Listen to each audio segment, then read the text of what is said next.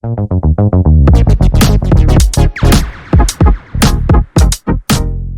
the third workshop series we're doing with BEM Builders. Last one was regarding the floors. And this one today will be regarding perception and screenwriting in the metaverse. So please do not hesitate to ask tons of questions to Quentin and different and Benoit, which will be talking today. We are recording this workshop, so it will be accessible on YouTube after the meeting in 1 or 2 days. So Quentin, I let you introduce you maybe and also the meeting of today. Yes, thank you so much, Adrien. As we know it, we are BEM Builders. We are an agency developing experiences inside of the metaverses.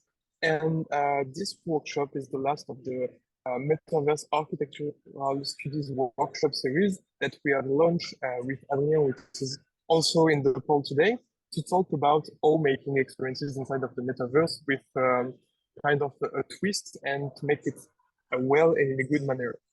Today, I'm quite happy to host this podcast with Benoit, which is the founder of the studio Magnate, and which is a crazy talented artist and designer as well. So today we will talk about the perception and the screenwriting inside of the metaverse as a way to draw experiences.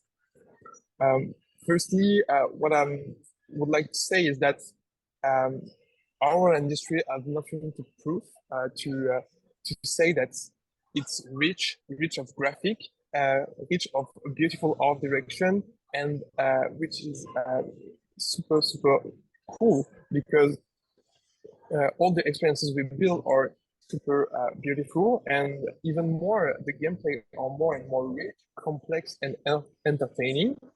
The inventive skills are always pushed beyond, and often by the creators, which are half of my age and even less. And for the joke, I'm 27, so all this shit that you see on the screen, this big castle, I've been made by people like they are 10 years old or 15 years old.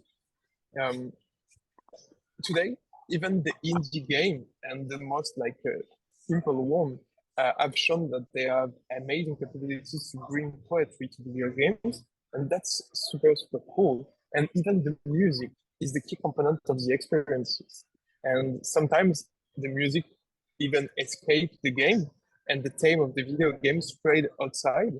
And here you can see a symphonic orchestra playing the Zelda theme, and which is crazy, and which has been written by Koji Kondo, which is the composer beside all the Nintendo classic thematic and classic music and famous music. So all these components represent some of the pillars of high quality and immersive experiences and need to be addressed in order to take user on a quality experience. These pillars are simple. They take into like 6 pillars. They are amazing visual, a good scenario, good gameplay, good music, some poetry, and UGC possibilities. And UGC stands for user-generated content. So all of these pillars are for me and for them the things to think before to make an experience to make it really good. So yeah, when all of these pillars are taken with a high level of expertise and achieved in a common sense, they give us a very strong experience. Today, in the open world, virtual world that we associate with the metaverse, these pillars are this issue are only reinforced since the primary focus is not always the game.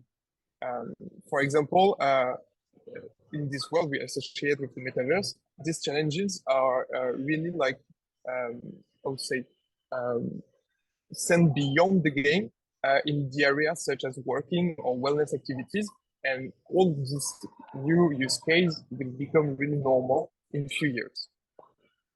And the spaces we build are sometimes undefined and it's difficult to predict how the player will use the spaces available to them in the virtual world.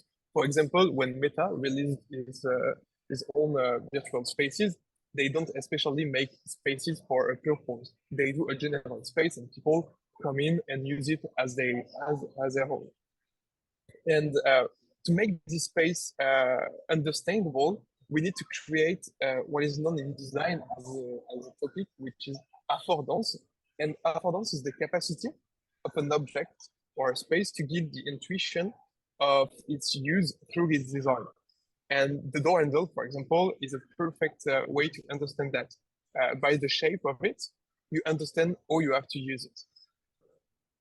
In the virtual world, the architecture and the elements related to it serve this purpose. For example, in this view of the Villa Oblique, we will talk just a little bit later in the workshop, the trees have a different color and have different heights, and they bring the idea of moving upward and towards another area.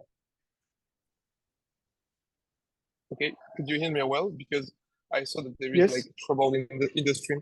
Okay, so I was saying that the trees without different color and without different height, they bring the idea of moving upwards towards another area. So they take part to the scenarization. Here, for example, the tides floating in the air invite you to a spatial navigation, and they really take part to the way we interact with the space and the way we define the utility of the space. For example, making spaces with sound in mind is also very interesting. Here I put together works by one of my favorite artists, which is Benoit Challand, and the guy I've worked on making acoustic in monumental work space where the sound become the matter. And that's really interesting because when we plan and when we draw a virtual space, we also think about the sound to make some spaces more specific, more quiet, more loud, and all the sound have a purpose and have a utility. There is I would like to show you a small video, but perhaps it's a bit too loud for the workshop. But I have discussed with the team in Renault that I've made the sound for the new vehicles of Renault, the electric vehicles, and their work is super crazy because they have designed sounds for vehicles which don't have sound at all, and they need to make sound for like the awareness of the user. They have to make sound to feel the fact that you are driving your car, and all this work help them to bring like a super strong user experience. The light as well in the virtual world will become something really strong, and we can shape spaces with a specific light and specific ambience to just try to give another a way to interact with the places. For example, here you saw that the shadow brings something to the experience. They bring some animation, they bring some space, they bring to some poetry. And today, I'm really pleased to present to you Benoit Challand, which is the co-founder and the founder of Magnate Studio.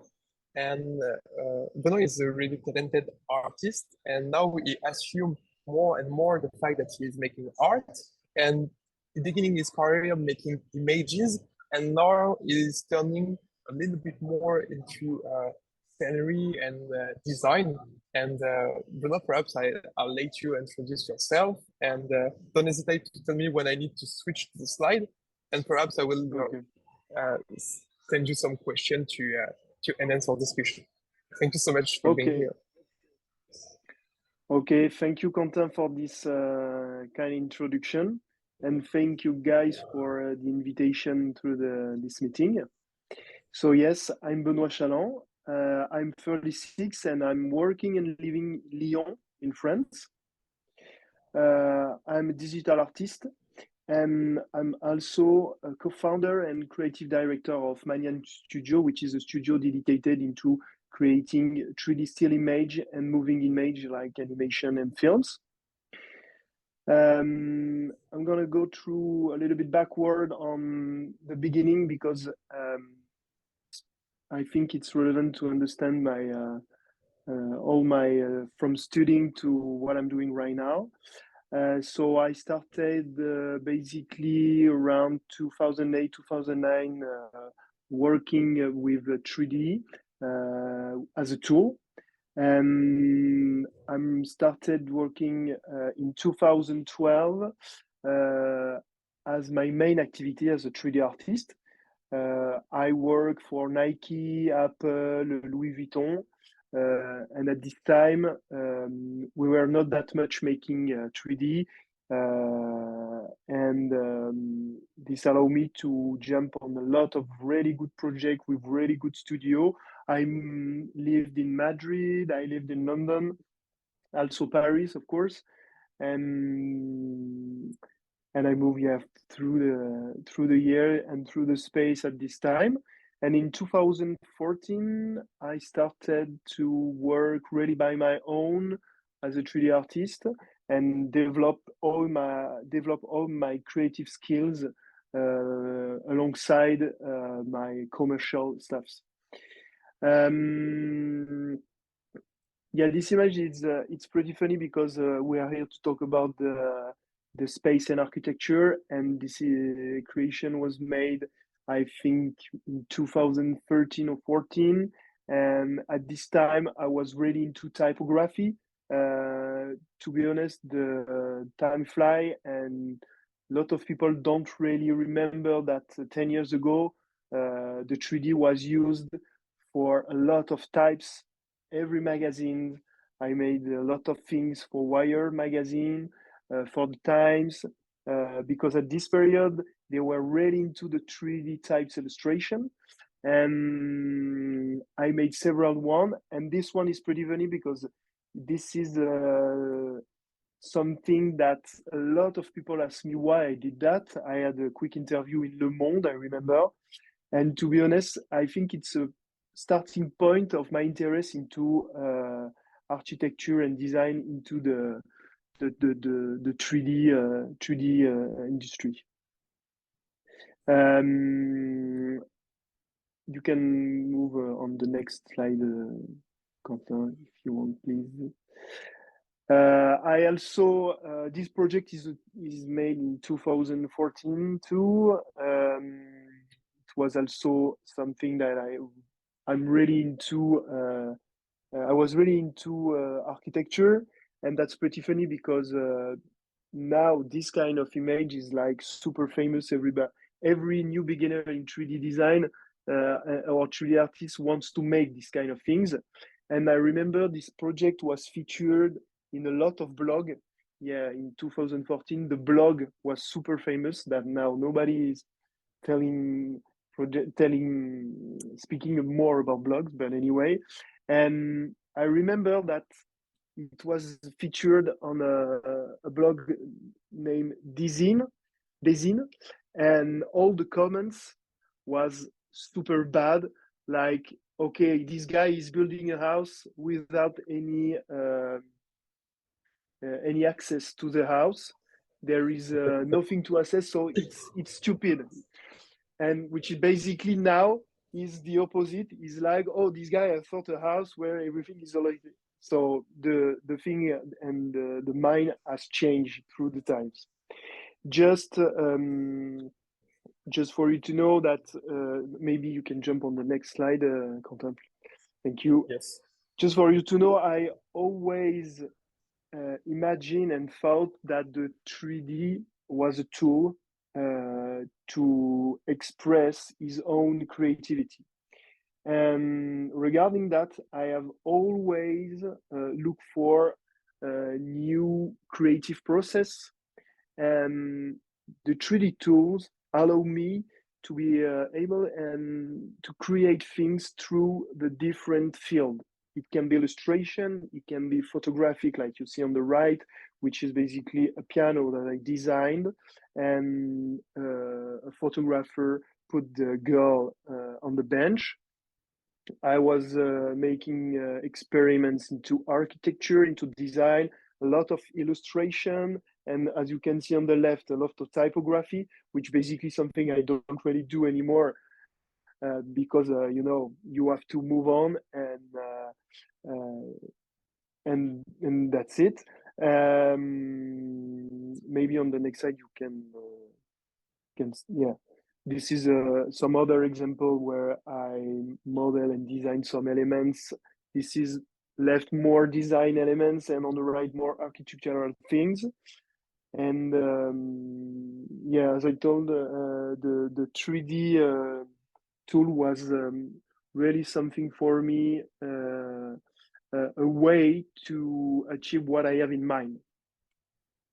Benoit, perhaps I can ask you the first question, because when I saw all this work, what's triggered me the most is the fact that you switch from small objects and perhaps objects which are alone in the image, as the trumpet or as the type, to scenery and something much more set in space, and which have a light, which have like a total background, which has a story to tell.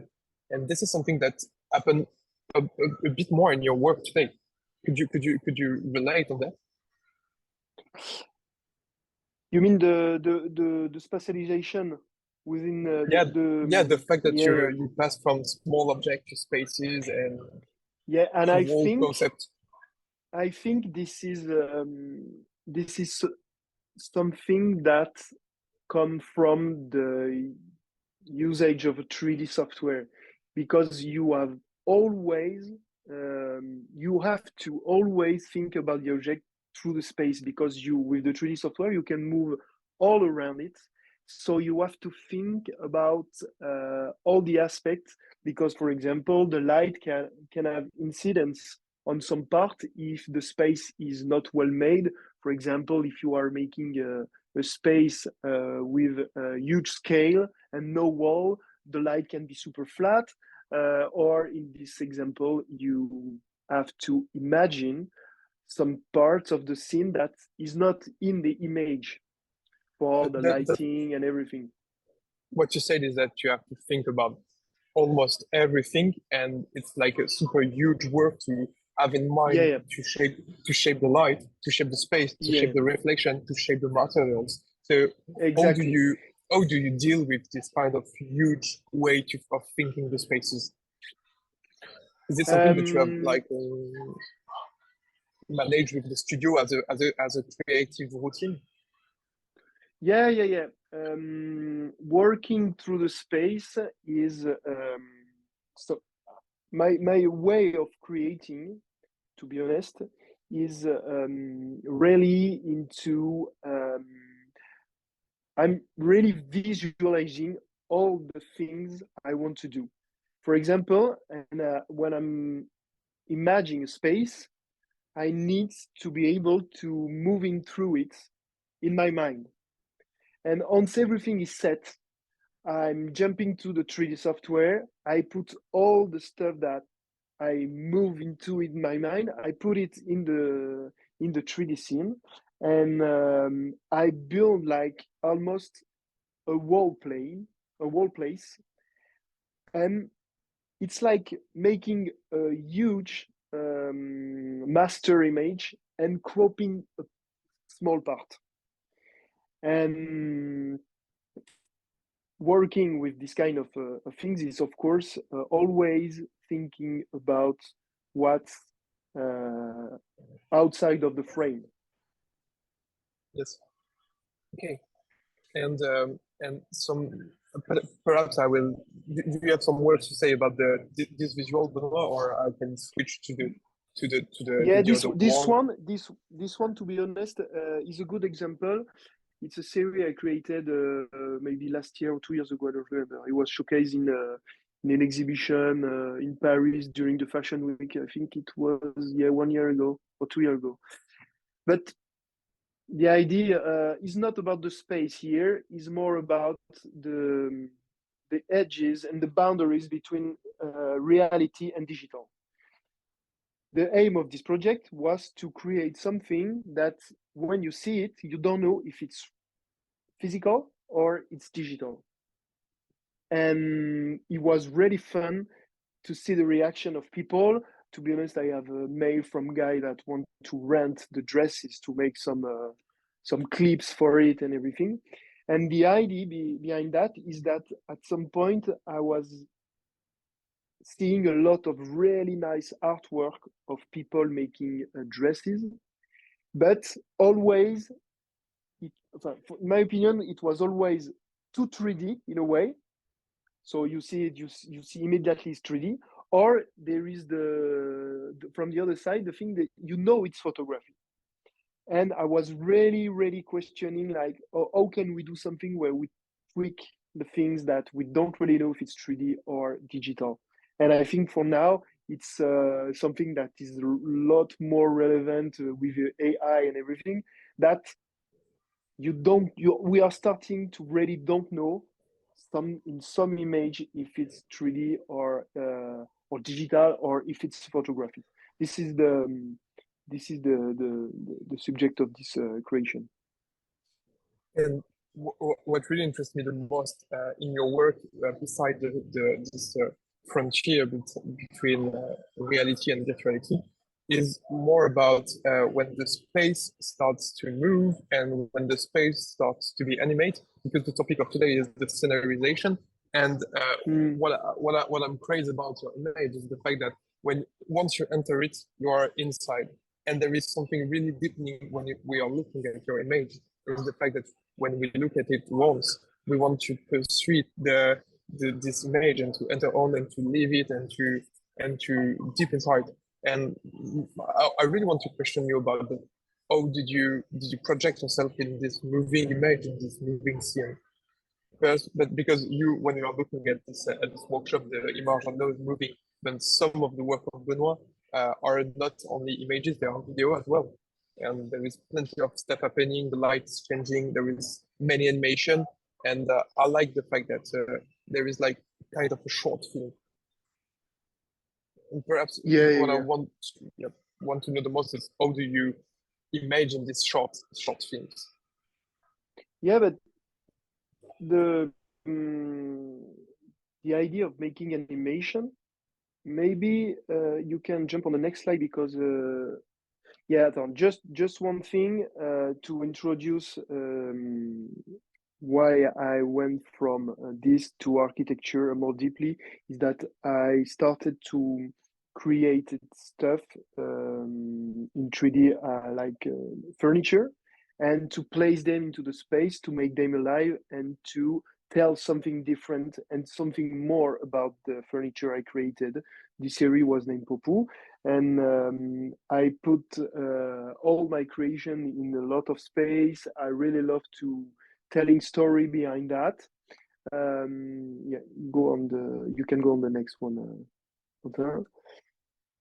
Yeah, this is the kind of things I love to do. I'm really questioning myself all the time. I'm trying to extend or augmented stuff I made. I'm also really attracted by the color and the shape. And my vision of architecture is, if you look through my recent work, I'm really into a warehouse design and the idea of making a second life to the old warehouse. And the contrast of the color and the space is something that really I really love to work with. And on the second one, this series, all the images you see right now are images that I created as a side project. And as you might know, the NFT has completely came as a game changer.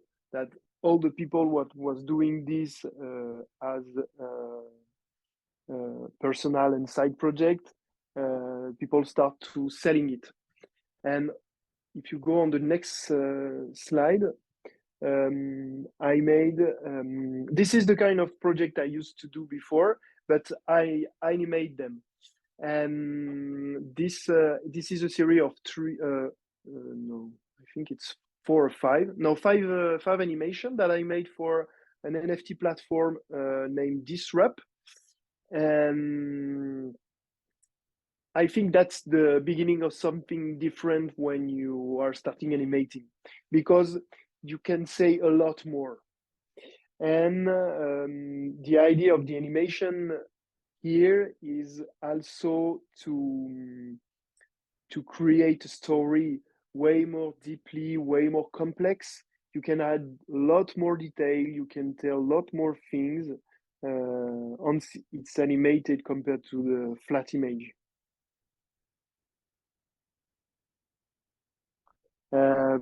Actually, it's super interesting because it's exactly what we do when we design as well for the metaverses. And Benoit, when I saw this seed as a giant tongue, it invites you to walk on it. And that's typically the kind of drawing we made with Adrien, to invite the people to walk through a space and to find a path and to have a scenarization of the space. So I'm really proud of this image. I really like it a lot. And when I saw all your animation, there are plenty of elements of surprise, and which is something that we need to use inside of our experiences as well, to drive not only a seamlessly experience, but an experience with something happening inside, something that can surprise you, that can entertain you as well, that you can just keep your focus on. Yeah. I'm working a lot with the unexpected things to surprise someone. And I'm totally agree with you. When you create a space and you invite someone to see the space, if you want to entertain in a way, of course you have to think in a different way of path of moving. And I'm always trying to get something unexpected, because the unexpected is giving emotion, and once you get emotion through your creation, you can share what you have in mind and who you are. Because my idea of the storytelling, for example, is pretty simple. Is just being yourself. When you are an artist and you want to emphasize a vision, the idea is just being yourself. Don't lie and make what you have in mind.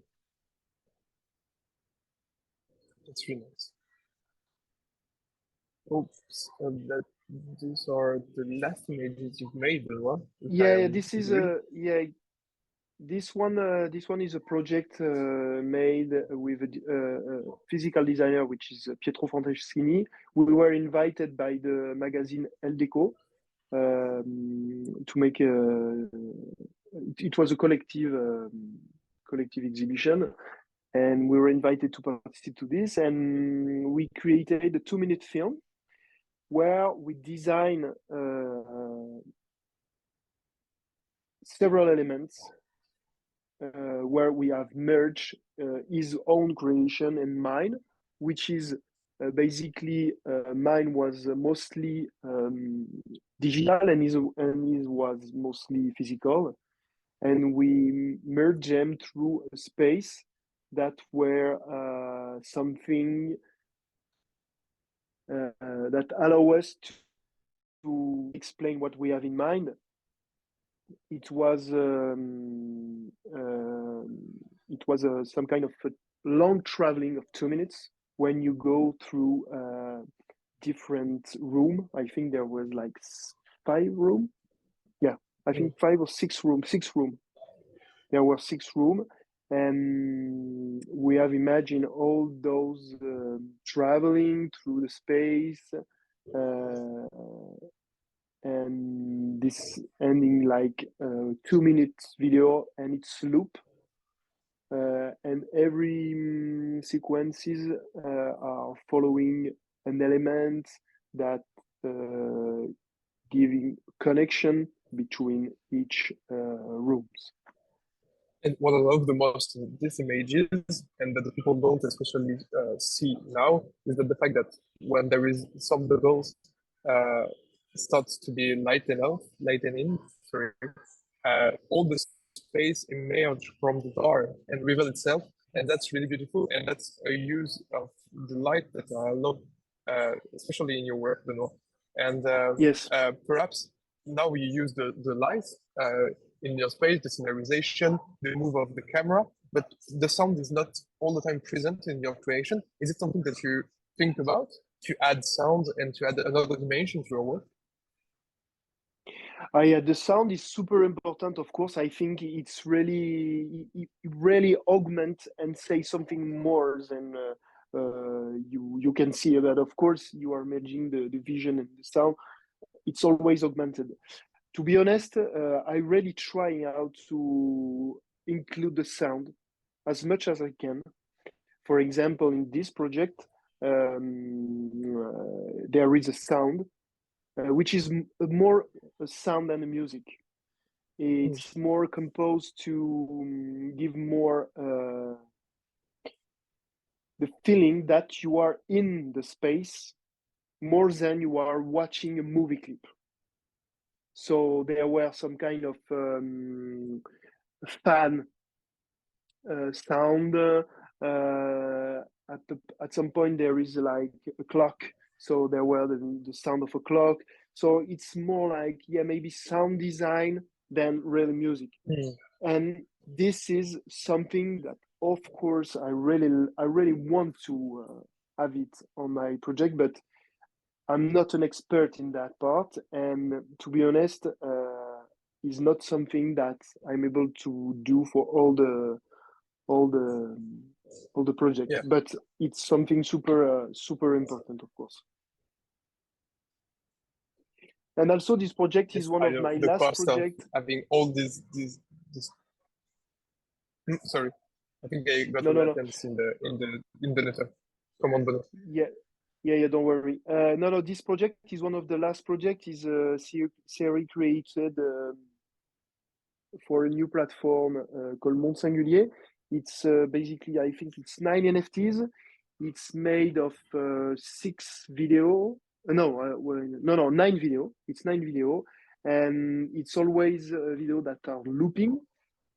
I have designed all the elements, and this is always the same traveling, but the inside of the warehouse is changing depending on the furniture you have inside. And this one was really a project where I work really through the boundaries between physical and digital, because all the elements are designed and created and taking place in a digital world, but all the elements are created for real. And for example, if you are collecting 3 of some NFTs, that allow you to buy the chair for real. And that's really important for me, because I'm really digital native and I have always worked through digital, and and I really love it. And now I'm really happy to be able to create and to take out all the stuff from the digital to the physical. And perhaps, Benoit, the last steps as well is to bring some avatars inside of the world and make all this world playable or workable. And do you even think about it? The idea of of making stuff, all this world almost like as video games or virtual spaces that we can conquer and to work on. Yes, but sorry, Quentin, I didn't hear you well. If you can just. I'm sorry, I will say it again. I was asking you if you can imagine of making this space walkable, or having some avatars inside and making total virtual worlds in their yes. wall composition. Yes, that could be awesome, of course. Yeah. Depending on who is depending on who is asking or and the subject. But of course, that will be really awesome. Like making this kind of thing in a platform like oh sorry, Spatial. forget the name. Yeah, like spatial or something similar, and having interaction through it. That could be really awesome. You are making the experience a lot more deeper, of course, and having a connection between digital and physical. I think it's something that is really, we are really into it right now.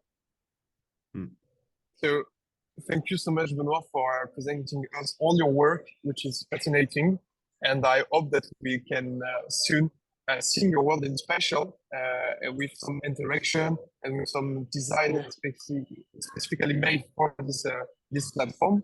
And now I will let the floor to Adrien to present you some of the work, what we done for the Villa Oblique, which is kind of the building, the application building of the manifesto on the which is based on this series of workshops. So Adrien, thank you for presenting us the Villa and your work. Thank you, Benoit. Thank you again. Thank you guys for having me. Thank you, Quentin, and thank you so much, Benoit, for sharing with us your vision and your inspiring way of create. So, as the creative director of BEM Builders, I introduced you last time the Villa Oblique, our manifesto buildings, and today I'm going to use it again to talk you about how we work with Le MoCA to highlight and create some new look of the art collection, of an NFT art collection. So first of all, maybe Quentin, you can switch.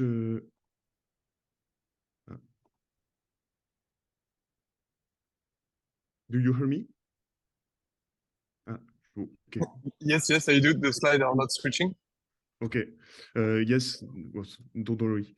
So first of all, we have imagined an underwater museum to see differently the art pieces and make a pass, a funny pass into the villa. Then we also define an artwork where the different pieces are displayed as hidden object in a orienting race.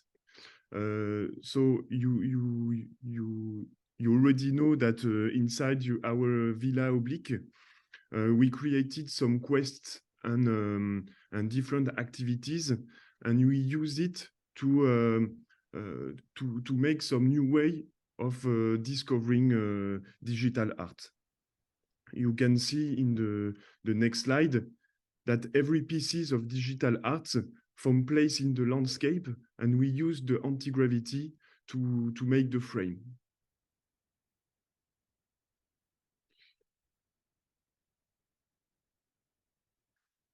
We also put emphasis on 4 pieces using a floating dispositif at the top of the building, and it's important for us to polarize the look and make some hierarchy of what you want to look first, and then what you will discover in different places. Finally, the pavilion was created like a theater to animate the different NFTs and make a resonance between each of them. As mentioned by Quentin in the last slide, we created a shadow dispositif to